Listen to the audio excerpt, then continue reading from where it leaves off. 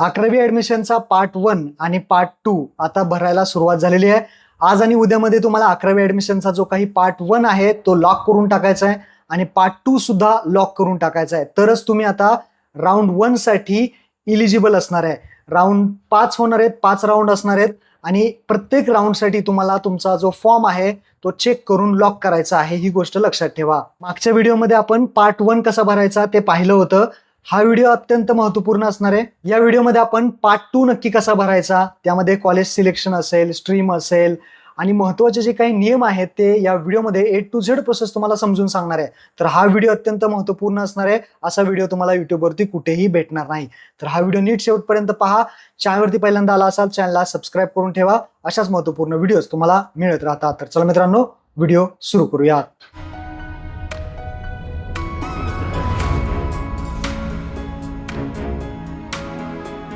तर सर्वात अगोदर वेबसाईटवरती यायचं आहे. वेबसाईटची लिंक डिस्क्रिप्शनमध्ये दिली आहे. इथं आल्यानंतर वरती ऑप्शन बरेच आहेत. सर्च कॉलेजवरती तुम्ही एखाद्या कॉलेजची स्पेसिफिक माहिती सगळी चेक करू शकता. प्रोव्हिजनल मेरिट लिस्ट इथे लागतात.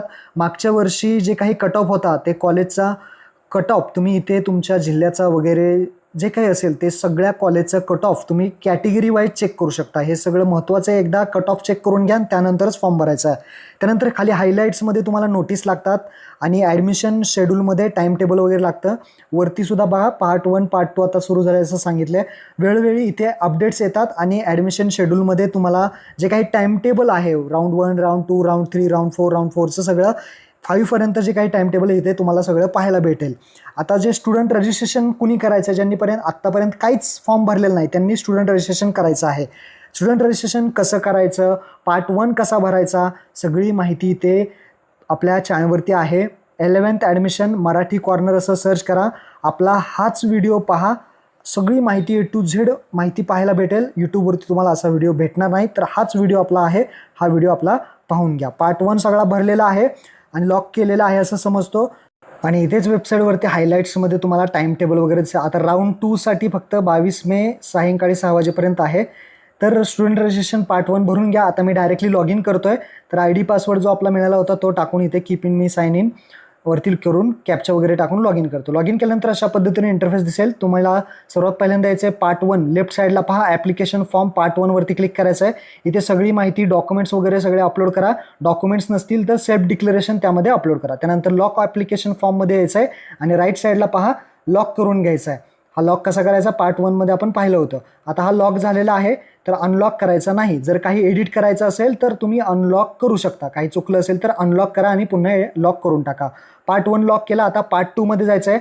कॅप ऑप्शन पार्ट 2 त्यामध्ये आहे पहिलं चूज स्ट्रीम अँड मीडियम. तर पार्ट 2 आहे कॅप ऑप्शन. पहिल्या ऑप्शनमध्ये जायचं आहे. कॅप ऑप्शन पार्ट 2 यामध्ये आहे चूज स्ट्रीम अँड मीडियम. इथे यायचं आहे. तुमचं इथे डिस्प्ले होईल सगळं. यामध्ये आर्ट्स, कॉमर्स, सायन्स जी काही स्ट्रीम असेल ती सिलेक्ट करा. त्यानंतर मीडियम मराठी, कन्नडा, उर्दू, इंग्लिश, हिंदी जे काही मीडियम तुम्हाला घ्यायचं आहे तर ते तुम्ही इथे सिलेक्ट करू शकता. इथे ऑप्शन तुम्हाला दिलेले आहेत. तर आपली स्ट्रीम आणि आपली मीडियम हे सिलेक्ट करून सेव्ह आणि नेक्स्ट ऑप्शनवरती क्लिक करायचं आहे. ही झाली तुमचं स्ट्रीम आणि मीडियम. स्ट्रीम आणि मीडियम सिलेक्ट झालं. आता चूज ज्युनियर कॉलेज लेफ्ट साईडला चूज ज्युनियर कॉलेज या ऑप्शनवरती क्लिक करा. इथे आल्यानंतर आपल्याला पहा भरपूर ऑप्शन दिलेले आहेत तर इथे कन्फ्यूज होऊन जायचं नाही. इथे पहा मीडियम, जर तुम्हाला कुठली मीडियम तर मीडियम अजिबात टाकू नका. डायरेक्टली आपला काय करा जिल्हा टाका. तुमचा डिस्ट्रिक्ट कोणता आहे आणि तुम्हाला कुठल्या तालुक्यामध्ये तुम्हाला ॲडमिशन घ्यायचं आहे ते तुमचं जे कॉलेज आहे कोणत्या तालुक्यांमध्ये आहे ते तालुका सिलेक्ट करा. आणि इथे जे मॅनेजमेंट टाईप विचारलं आहे तर आता येते एडेड म्हणजे सगळ्यात फीज कमी असते. गव्हर्नमेंट लोकल बॉडीमध्ये पण सगळ्यात फीज ॲडमिशन फीज सगळ्यात कमी ना के बरोबर असते. आणि पार्शियल एडेडमध्ये थोडीफार फीज लागते.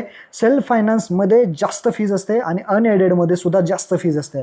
तर हे एक जे काही मॅनेजमेंट टाईप आहेत कॉलेजचे जे टाईप आहेत ते दिलेले आहेत. तर तुम्हाला त्यानुसार ते कॉलेज तुम्ही ते ऑप्शन सिलेक्ट करू शकता. मी एडेड सिलेक्ट केलं आहे. आता सर्च कॉलेज करतो.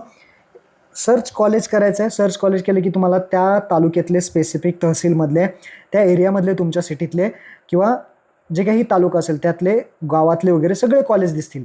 तर ते कॉलेज तुम्ही इथे पाहू शकता. त्या कॉलेजचं कोड काय आहे ते कोड माहीत नसेल तर तुम्ही कोड त्यांना विचारा आणि तो कोड याच्यामध्ये चॉईस कोड बघू शकता. कॉलेजचं नाव दिसेल, डिस्ट्रिक्ट दिसेल, तालुका दिसेल, स्ट्रीम दिसेल आणि मीडियम दिसेल. तर हे सगळे ऑप्शन तुम्ही चेक करा. आता जे कॉलेज तुम्हाला टाकायला सांगितलं आहे किंवा तुम्हाला टाकायचं आहे ते ॲड बटनावरती फक्त क्लिक करायचं आहे. ॲड केलं की खाली पाहून इथे पहा ॲड झालेलं आहे.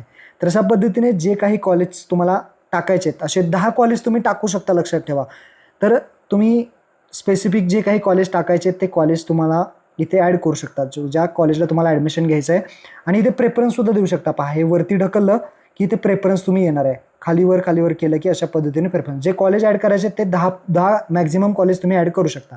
आता जो पहिला प्रेफरन्स तुम्ही दिलेला आहे त्याच जर कॉलेजमध्ये तुमचा नंबर लागला तर त्याच कॉलेजमध्ये ॲडमिशन घ्यायचं तुम्हाला कुठलाही ऑप्शन राहत नाही. ही गोष्ट लक्षात ठेवा. त्यामुळे पहिलं जे कॉलेज आहे ते व्यवस्थित विचार करून ठेवा, म्हणजे काही प्रॉब्लेम नाही. आणि यातलं कॉलेज जर तुम्हाला डिलीट करायचं असेल तर तिथे ऑप्शनसुद्धा राहतो. तुम्ही प्रत्येक राऊंडला हे कॉलेज डिलीट किंवा एडिट वगैरे करू शकता.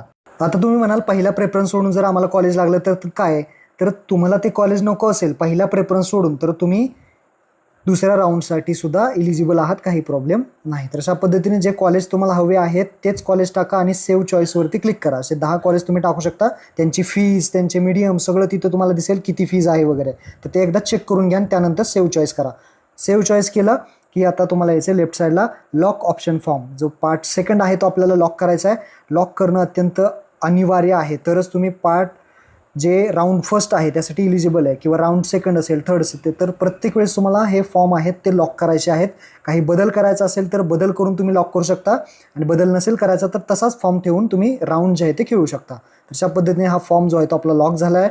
आपलं काम इथे कंप्लीट झालेलं आहे. तर लॉक झालेलं आहे. पार्ट 1 पार्ट 2 अशा पद्धतीने तुम्ही लॉक करून ठेवा, म्हणजे तुम्ही राऊंड 1साठी इलिजिबल आहे. तुमचा नंबर लागला तर इथे कॅप ॲडमिशनमध्ये यायचं आहे आणि आपला कॅप अलॉटमेंट स्टेटसमध्ये राऊंड 1 हा ऑप्शन सिलेक्ट करायचा. इथे तुमचं लेटर भेटून जाईल. नंबर लागला तर इथे तुमचं नाव दिसेल. तर महत्त्वपूर्ण हा व्हिडिओ होता. सर्वांना नक्की शेअर करा. धन्यवाद. जय हिंद, जय महाराष्ट्र.